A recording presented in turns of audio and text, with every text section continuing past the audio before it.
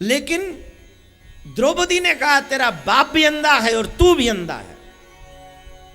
और ये जो बात थी ये दुर्योधन को चुभ गई और दुर्योधन ने कहा कि तेरे इस अपमान का बदला भरी सभा में तुझे निर्वस्त्र करके लूंगा। शुरुआत द्रौपदी ने की महाभारत की। एक बात याद रखिए, जितनी भी देवियां बैठी हैं, संख्या ज्यादा है देवियों की, तो कृपा करके आप अपना स्नेह बनाए रखें, कृपा बनाए रखें अपनी। और उसी कृपा के बीच में एक बात जरूर कहूंगा, घर का युद्ध शांत हो सकता है अगर देवियां मीठा बोलना शुरू कर दें।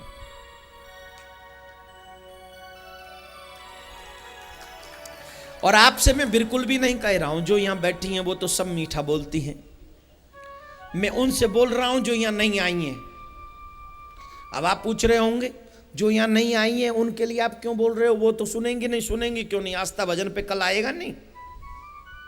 जब उन्हीं के लिए बोल रहा हूं कि वो सुने इस बात को। आप तो मिठाई बोलती हो, आप सब तो देवी हो, आगरा में रहने वाली, आहा जमुना का जल पीने वाली हो, नित्य भोर उठ के ही जमुना स्नान करने वाली हैं आप तो मिठाई बोलोगी। जो नहीं आई हैं वो थोड़ा कड़वा बोलती हैं, और जो कड़वा बोलती हैं उनके घर में महाभारत होता ही है। भाई भाई को कभी अलग ना होना पड़े अगर देवरानी जिठानी मीठा बोलना शुरू कर दें। एक मां को अपने बेटे से, एक बाप को अपने बेटे से, एक भाई को अपने भाई से कभी अलग ना होना पड़े अगर घर में आने वाली बहू ये सोच ले कि एक दिन मेरा भी बेटा होगा, और अगर मेरा बेटा हुआ और मुझसे अलग होगा तो क्या होगा। सिर्फ इतना सोच ले, सिर्फ इतना। न बोले कड़वा, मीठा बोले। लेकिन घर के बुजुर्ग को धृतराष्ट्र नहीं बनना चाहिए। मैं देखता हूं कई लोग ऐसे होते हैं कि बड़े से ज्यादा छोटे से कम, छोटे से ज्यादा बड़े से कम। ऐसा बिल्कुल भी नहीं होना चाहिए। बुजुर्ग घर के धृतराष्ट्र ना बने, बहुएं द्रौपदी की तरह कड़वा ना बोले, और पुत्र दुर्योधन की तरह लालची ना हो। ये तीन चीज, तीन पीढ़ियां सीख लें। मैं दावे से कहता हूं मेरे भाई, तेरे घर में महाभारत नहीं, तेरे घर में राम राज्य होगा। लेकिन ताली बजाने से काम नहीं चलेगा, इसे अपनाने से काम चलेगा। राधे राधे बोलना पड़ेगा, जोर से बोलना पड़ेगा। महाभारत का युद्ध होना निश्चित हो गया, युद्ध होगा। और जब अर्जुन को पता चला, दुर्योधन को पता चला कि युद्ध होगा, तो सबसे पहले दुर्योधन पहुंचा श्री कृष्ण के पास कि मैं कृष्ण से सहायता लेकर आता हूं। और जब कृष्ण से सहायता लेने के लिए दुर्योधन गया तो उस समय कृष्ण सो रहे थे। ध्यान से सुनना, प्रसंग बहुत सुंदर है, ध्यान लगाना जरा कि कैसी दुनिया है, कैसी मतलबी दुनिया है ये।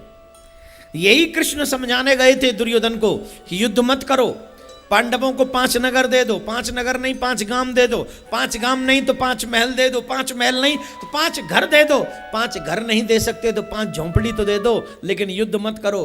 तो दुर्योधन ने कहा था बिना युद्ध के मैं सुई की नोक के बराबर जमीन भी नहीं दूंगा। बिना युद्धे न केशव, चाहे मेरी जान चली जाए लेकिन मैं झुकूंगा नहीं, उन्हें सुई की नोक के बराबर जमीन नहीं दूंगा। और जिसने कृष्ण की बात नहीं मानी वो कृष्ण के पास सबसे पहले सहायता मांगने पहुंचा।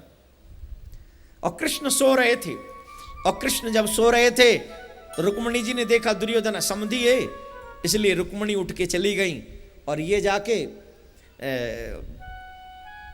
बैठ गए। बैठने का स्थान कृष्ण के सिराने जाकर बैठे। कृष्ण सो रहे थे ना, तो जाके सिराने की तरफ बैठ गए। जो लोग हमारे सम्मानीय होते हैं हम कभी उनके बराबर नहीं बैठते, ये तो सिराने जाके बैठ गया। जब भी आप संत महात्माओं से मिलने जाते हैं, गुरुजनों से मिलने जाते हैं, अपने बड़ों से मिलने जाते हैं, आप उनके चरणों में बैठते हैं। क्यों? उनकी कृपा दृष्टि आपके सामने, आपके ऊपर पड़ती है। उस लेवल में बैठिए जहां उनकी कृपा की दृष्टि आपके ऊपर पड़े तो सीधे आपके सर पे और आपके हृदय पे जाए। वहां मत बैठिए जहां उनकी कृपा की नजरें आपकी तरफ घूम ही ना सके। सिरहाने बैठोगे तो उनकी नजरें तुम पे नहीं पड़ेंगी, सिर्फ वाणी सुनते रहो बस। और आजकल तो मैंने देखा है बड़े छोटे का आदर सब भूल गए। बेड जब से आ गए तब से सबकी स्थिति बेड हो गई। बेड पे तो कोई कहीं भी बैठ जाओगे बराबर है चारों तरफ से बेडो। बराबर कहां से है? उल्टा सोता है क्या? जिधर तकिया लगती उधर ही सर है ना तेरा। तुम वहां मत बैठने दे बच्चों को, नहीं तो उन्हें दुआ नहीं मिलेगी तेरी, उन्हें शुभकामना नहीं मिलेंगी तेरी, उन्हें कृपा की दृष्टि नहीं मिलेगी तेरी। इसलिए उनको सामने बैठाल, वहां से उन्हें बोध करा। अब समस्या तो ये ना, एक ही तो बेटा होता है, हम दो हमारा एक, और वो चारों तरफ कहीं भी बैठे हमें कोई मतलब ही नहीं। मेरा लाडला, मेरा पप्पू, मेरा मुन्ना लगा के सर पे बैठा लेगा, गोदी में लेगा, कहीं बैठ जाए कोई पूछने वाला नहीं। लेकिन हमारे जो शास्त्रों ने नियम बनाए वो आपके बच्चों के फायदे के लिए बनाए, नुकसान के लिए नहीं बनाए। आपका प्यार इन्हें बिगाड़ देगा, लेकिन ऋषियों की परंपरा इनका जीवन बदल देगी, इनका जीवन सुधार देगी और इन्हें सक्सेस बना देगी लाइफ में, क्योंकि हमारे ऋषियों की परंपरा है ये।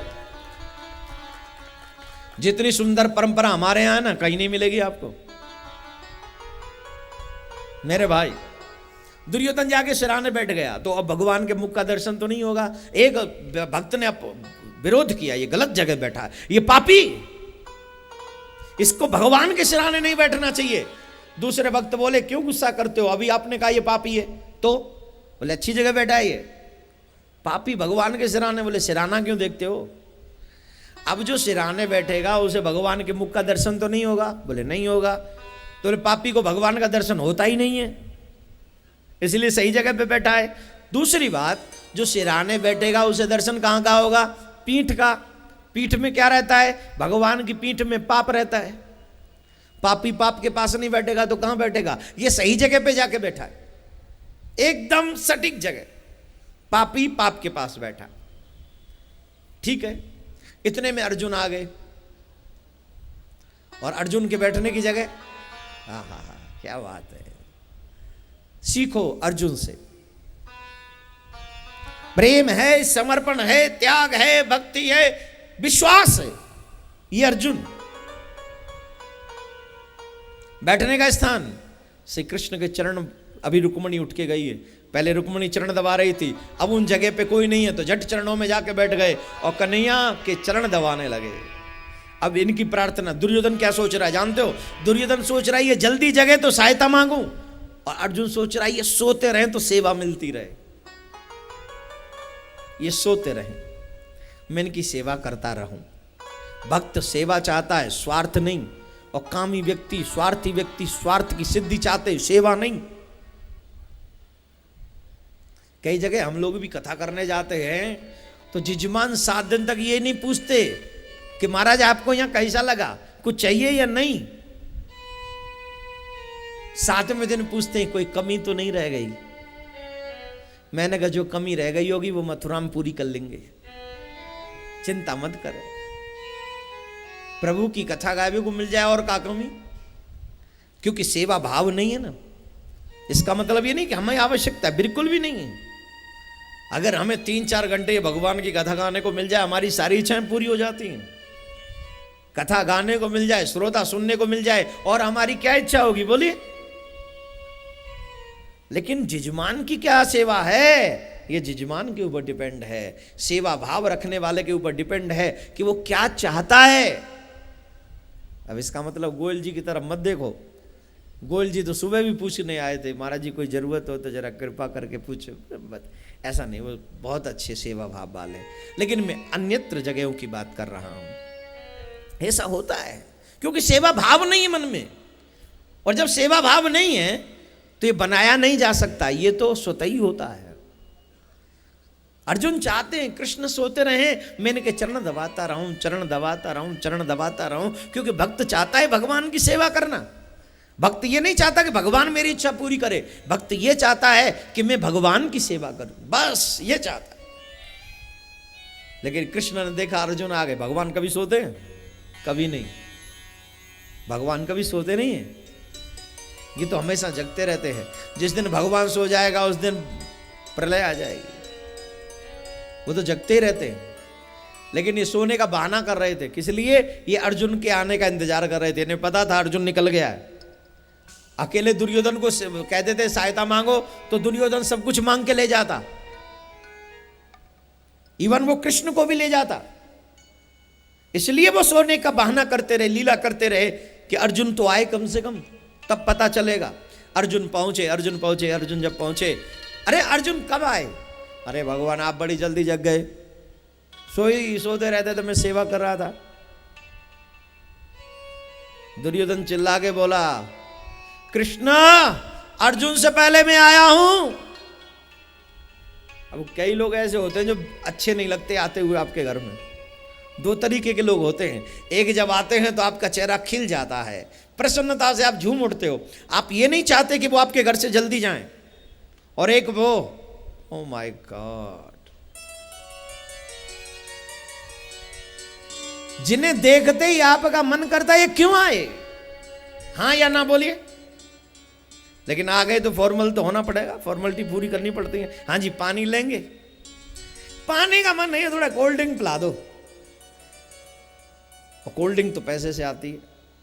एक तो इसका आना ही अच्छा नहीं लगा, ऊपर से कोल्ड ड्रिंक और मांग रहा है। दूसरी बोली तू कहे तो जहर मिला दिया मैं, अरे नहीं केस भी लग जाएगा हम पे।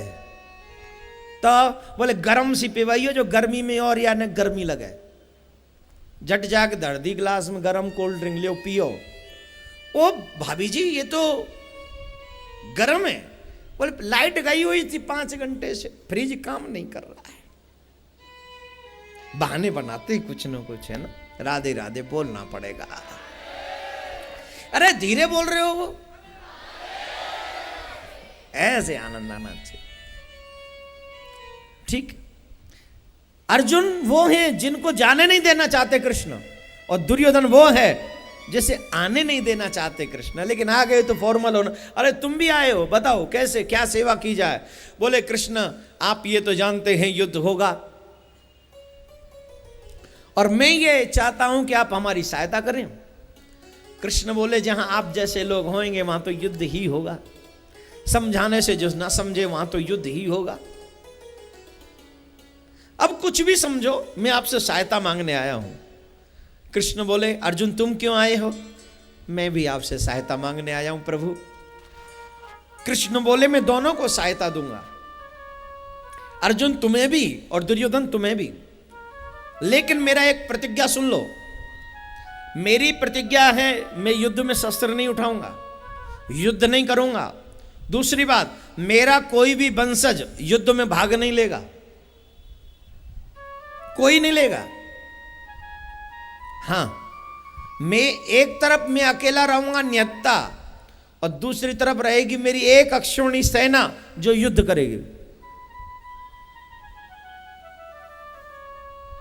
दुर्योधन बोला पहले मैं मांग लूं, बोले ना तुम मत मांगो। कृष्ण बोले क्यों? क्योंकि तुम बड़े हो, अर्जुन छोटा है, और जब भी मांगने की बात आती है तो पहले किसको कहते हैं? छोटे को। छोटे से कहते तुम मांगो, तुम्हें जो अच्छा लगे तुम रखो, बाद में हम देखेंगे। और दूसरी बात, चाहे तुम पहले आए हो लेकिन मैंने पहले अर्जुन को देखा है, इसलिए पहले मांगने का हक अर्जुन को है। अर्जुन से पूछा क्या चाहिए? मुस्कुराकर बोले आप। दुर्योधन मुस्कुराया, अट्ठास किया, कहने लगा मुझे सेना स्वीकार है। हे कृष्ण अगर मुझे पहले मौका मिलता तो भी मैं सेना मांगता, क्योंकि तुम तो प्रण कर चुके हो, युद्ध नहीं करोगे, शस्त्र नहीं उठाओगे, फिर खाली हाथ तुम्हें ले जाके क्या करूंगा? वहां तो योद्धा चाहिए, युद्ध में तो तुम जैसे से जाके वहां माखन की चोरी थोड़ी करानी है। कन्हैया बोले बेटा वेट एंड वॉच, बताऊंगा तुझे मैं क्या कर सकता हूं, बिना युद्ध किए भी क्या नहीं करूंगा, देख तू इंतजार तो कर। दुर्योधन चले गए और कृष्ण ने अर्जुन की परीक्षा लेना शुरू किया। अर्जुन से पूछा ये क्या बचपना कर दिया तुमने? तुम्हें पता है तुम्हारे पास ऑलरेडी सेना कम है, दुर्योधन के पास सेना ज्यादा है, और उसको सेना दे दी तुमने मुझे। अरे जब मैं युद्ध ही नहीं करूंगा तो मेरा क्या काम? दुर्योधन जाने के बाद अर्जुन बोले सरकार आप चाहे युद्ध मत करो, आप चाहे कुछ भी मत करो, हम तो आपको देख देख के जी लेंगे, आपको देखते रहेंगे, आपका दर्शन करते रहेंगे, हमें ऊर्जा मिलती रहेगी लड़ने की। अरे जब हम युद्ध नहीं करेंगे जब हम युद्ध नहीं करेंगे तो खाली ऊर्जा से युद्ध जीता जाएगा, बोले सरकार जीत लेंगे। और अगर नहीं भी जीता गया युद्ध तो महाराज आपके बिना अगर युद्ध में जीत मिले तो हमें स्वीकार नहीं है, और आपके साथ अगर युद्ध में हार मिले तो हमें हार स्वीकार है। कम से कम उस हार में आप तो शामिल होंगे कि कृष्ण के साथ रहे तो हार हो गई।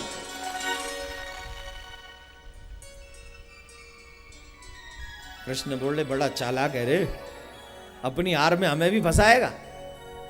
अच्छा ठीक है, हम युद्ध नहीं करेंगे तो हमसे क्या करवाना चाहोगे? बोले एक बहुत बड़ा काम। क्या?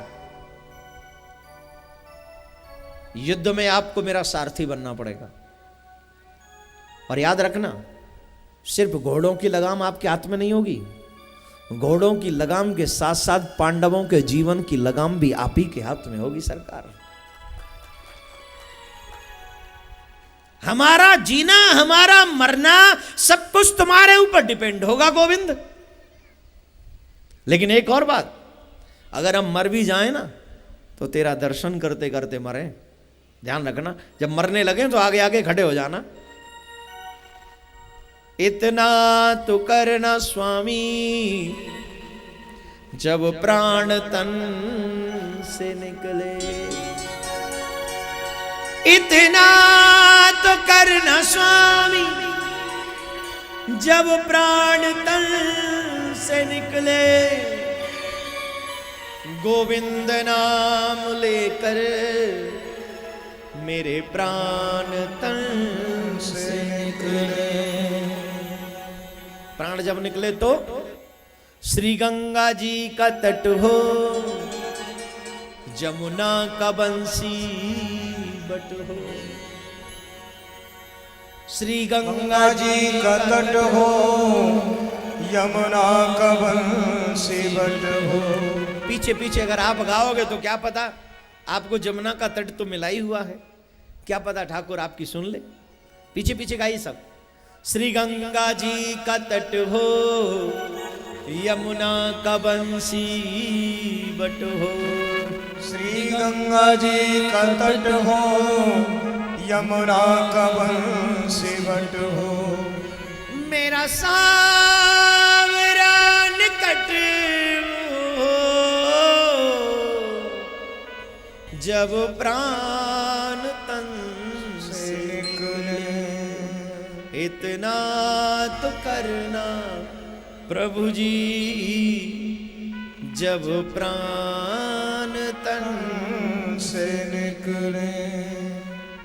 उस वक्त जल्दी आना, मत श्याम भूल जा।